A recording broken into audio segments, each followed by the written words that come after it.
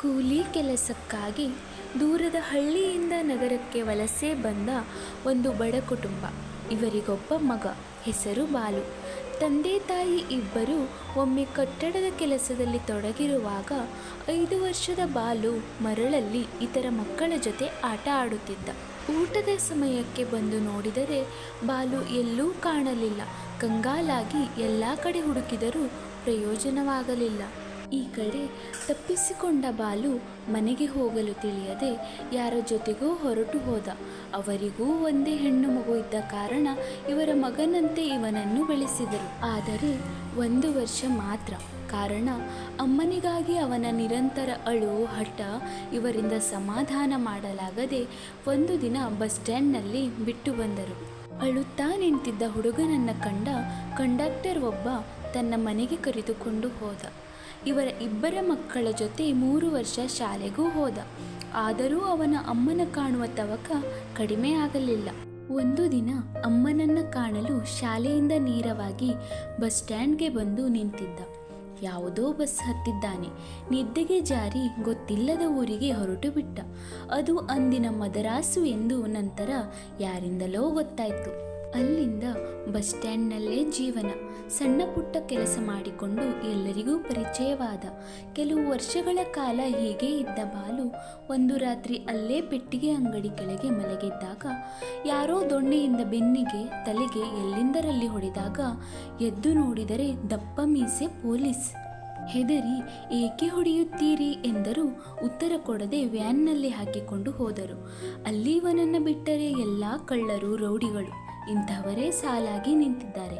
ಆ ತಿಂಗಳಲ್ಲಿ 50 ಜನರನ್ನು ಹಿಡಿಯಲೇಬೇಕಿತ್ತು. ಅದಕ್ಕಾಗಿ ಸಿಕ್ಕವರನ್ನೆಲ್ಲ ಹಿಡಿದು ತಂದಿದ್ದಾರೆಂದು ಯಾರೋ ಮಾತನಾಡಿಕೊಳ್ಳುತ್ತಿದ್ದರು. ಬಾಲು ಇದನ್ನು ಕೇಳಿ ಹೆದರಿ ಇಲ್ಲಿಂದ ಹೇಗಾದರೂ ತಪ್ಪಿಸಿಕೊಳ್ಳಲೇಬೇಕೆಂದು ಒಂದೇ ಉಸಿರಿನಲ್ಲಿ ಓಡಿದ.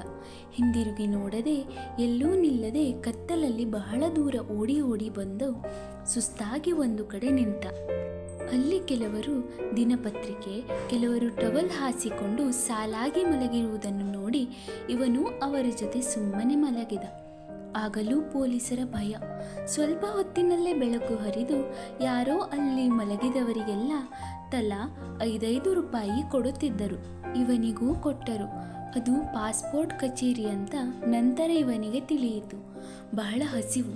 ಹೋಟೆಲ್ ಹುಡುಕಿಕೊಂಡು ಹೊರಟ. ಆಗ ಬೆಳಗ್ಗೆ 10 ಗಂಟೆ. ಎಲ್ಲ ಕಡೆ ತಿಂಡಿ ಮಾತ್ರ ಇದೆ. ತಡೆಯಲಾರದ ಹಸಿವು.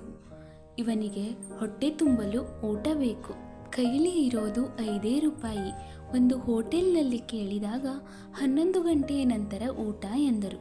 ಹೋಟೆಲ್ ಗಡಿಯಾರದಲ್ಲಿ ಇನ್ನೂ 10 ಗಂಟೆ. 1.5 ಗಂಟೆ ಕಾಯಬೇಕು. ಅಲ್ಲೇ ಕೂತು ನಿಂತು ಅಡ್ಡಾಡಿ ಹೇಗೋ ಸಮಯ ಕಳೆದ. ಊಟ ತಯಾರಿದೆ ಬೋರ್ಡ್ ತಂದು ಹೊರಗಿಟ್ಟಾಗ ಒಳಗೆ ಓಡಿ ಬಂದು ಕೂತು ಪ್ಲೇಟ್ ಮೀಲ್ಸ್ 5 ರೂಪಾಯಿ ಎಂದು ತಿಳಿದು ಆರ್ಡರ್ ಮಾಡಿದ. ಹೊಟ್ಟೆ ತುಂಬಲು ಸಾಂಬಾರ್, ಇತರ ಪಲ್ಯಗಳು, ರಸಂ ಇಂತಹದನ್ನೇ ಹೆಚ್ಚು ತಿಂದು ಹೊಟ್ಟೆ ತುಂಬಿಸಿಕೊಂಡ. ಮತ್ತೆ ರಾತ್ರಿ ಅಲ್ಲೇ ಮಲಗಿದರೆ 5 ರೂಪಾಯಿ ಕೊಡ್ತಾರೆ ಅಂತ ಅಲ್ಲಿಗೆ ಬಂದ. ಆದರೆ ರೌಡಿಗಳಂತಿದ್ದ ಕೆಲವರು ಇವನನ್ನು ತಡೆದು ಮಲಗಲು ಬಿಡದಿದ್ದಾಗ ವಯಸ್ಸಾಗಿದ್ದ ಒಬ್ಬ ಅವರನ್ನು ಸಮಾಧಾನ ಮಾಡಿ ಮಲಗಲು ಜಾಗ ಕೊಟ್ಟ. ಹೀಗೆ ಹಗಲೆಲ್ಲ ಕೂಲಿ ಕೆಲಸ, ರಾತ್ರಿ ಮಲಗಿ ಸಂಪಾದನೆ. ಕೆಲವು ವರ್ಷಗಳು ಹೀಗೆ ಉರುಳಿತು. ಒಂದು ದಿನ ಯಾವಾಗಲೂ ಬಂದು ಹಣ ಹಂಚಿ ಕ್ಯೂನಲ್ಲಿ ಸ್ಥಳ ಹಿಡಿಯುತ್ತಿದ್ದ ಒಬ್ಬ ಮನುಷ್ಯ ಬಾಲುಗೆ ಹೇಳಿದ, ಈ ಕೆಲಸ ವಯಸ್ಸಾದವರು ಅಥವಾ ಕೈಕಾಲು ಸರಿಯಿಲ್ಲದಿದ್ದವರಿಗೆ, ನಿನ್ನಂಥ ಹುಡುಗರಿಗೆ ಅಲ್ಲ. ಬೇರೆ ಕೆಲಸ ಕೊಡ್ತೀನಿ ಬಾ ಅಂತ ಕರೆದುಕೊಂಡು ಹೋಗಿ ಪಾಸ್ಪೋರ್ಟ್ಗಳನ್ನು ಸರಿಯಾದ ಸಮಯಕ್ಕೆ ಹಡಗುಗಳಲ್ಲಿ ವಿದೇಶ ಪ್ರಯಾಣ ಮಾಡುವ ಯಾತ್ರಿಕರಿಗೆ ತಲುಪಿಸುವ ಹೆಚ್ಚು ಜವಾಬ್ದಾರಿ ಕೆಲಸ ಕೊಟ್ಟ. ಇವನ ಮೇಲೆ ಬಹಳ ನಂಬಿಕೆ ಹೆಚ್ಚಾದಾಗ ಒಂದು ದಿನ ಸುಮಾರು 100 ಜನರ ಪಾಸ್ಪೋರ್ಟ್ಗಳನ್ನು ಮದರಾಸ್ನಿಂದ ರಾಮೇಶ್ವರಕ್ಕೆ ಮಧ್ಯಾಹ್ನ 2 ಗಂಟೆಗೆ ಅಲ್ಲಿರುವ ಇವರ ಏಜೆಂಟ್ ಒಬ್ಬರಿಗೆ ತಲುಪಿಸಬೇಕಾಗಿತ್ತು. ಆ ದಿನ ಪಾಂಬನ್ ಬ್ರಿಡ್ಜ್ ರಿಪೇರಿಯ ಕಾರಣ ರೈಲು ಅಲ್ಲೇ ನಿಂತು ಬಿಟ್ಟಿದೆ. ಹೊರಡುವ ಸೂಚನೆ ಇಲ್ಲ. ಸುಮಾರು 2 ಗಂಟೆ ಸಮಯ ಬಾಕಿ ಇದೆ. ಬೇರೆ ಯಾವ ಮಾರ್ಗವೂ ಇಲ್ಲದೆ ಪಾಸ್ಪೋರ್ಟ್ ಬ್ಯಾಗ್ನ ಬೆನ್ನಿಗೆ ಕಟ್ಟಿಕೊಂಡು ಅದೇ ಬ್ರಿಡ್ಜ್ ಮೇಲೆ ನಡೆದುಕೊಂಡು ಹೊರಟ. ಕೆಲವು ಕಡೆ ಸೊಂಟದವರೆಗೂ ನೀರು. ಒಂದು ಹೆಜ್ಜೆ ಪಕ್ಕಕ್ಕೆ ಇಟ್ಟರೂ ಸಮುದ್ರದಲ್ಲಿ ಬೀಳಬಹುದು. ಮೈಕೈಯೆಲ್ಲ ಗ್ರೀಸ್ ಮೆತ್ತಿಕೊಂಡಿತ್ತು. ಒಂದು ಕಡೆ ಅಂತೂ ಬ್ಯಾಗ್ ನೀರಲ್ಲಿ ಬಿದ್ದು ಹೋಗಬಹುದು ಅನ್ನುವ ಭಯದಿಂದ ತಲೆ ಮೇಲೆ ಇಟ್ಟುಕೊಂಡು ರೈಲು ಹಳಿಗಳ ಮೇಲೆ ನಡೆದ. ಅವನ ಗುರಿ ಒಂದೇ, ಹೇಗಾದರೂ ಸಮಯಕ್ಕೆ ಸರಿಯಾಗಿ ತಲುಪಿಸುವುದು. ಹಾಗಾಗಿ ಪ್ರಾಣದ ಹಂಗೂ ತೊರೆದು ಬ್ರಿಡ್ಜ್ ದಾಟಿ ಬಂದ. ಅಲ್ಲಿ ಒಂದು ಟೀ ಕುಡಿದು ಓಡಿ ಬಂದು ಆ ವ್ಯಕ್ತಿಗೆ ಬ್ಯಾಗ್ ಕೊಟ್ಟಾಗ ಇನ್ನೂ ಅರ್ಧ ಗಂಟೆ ಸಮಯ ಇತ್ತು. ಆ ಏಜೆಂಟ್ಗೆ ನಂಬಿಕೆ ಬರಲಿಲ್ಲ. ಬ್ಯಾಗ್ ತೆಗೆದು ನೋಡಿದ. ಏನೂ ಮಾತನಾಡದೆ ಗಟ್ಟಿಯಾಗಿ ಅಪ್ಪಿಕೊಂಡು 1000 ರೂಪಾಯಿ ತೆಗೆದುಕೊಟ್ಟು, ನನ್ನ ಮಾನ ಪ್ರಾಣ ಎರಡೂ ಉಳಿಸಿದ್ದೇನೆ. ಈ ವ್ಯವಹಾರದಲ್ಲಿ 1 ಲಕ್ಷ ರೂಪಾಯಿ ಹೂಡಿಕೆ ಮಾಡಿದ್ದೇನೆ.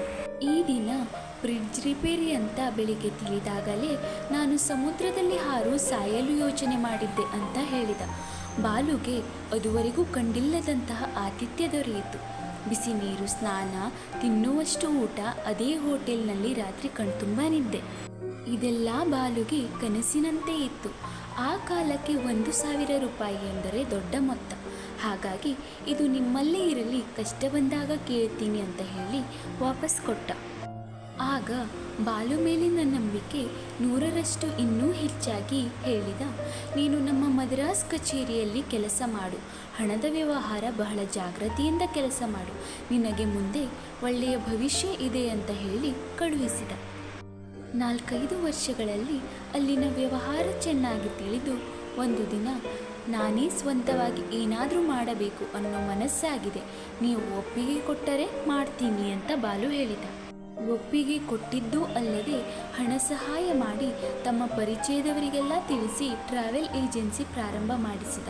ಬಾಲು ಬಹಳ ಬೇಗ ಹೆಸರು ಗಳಿಸಿದ.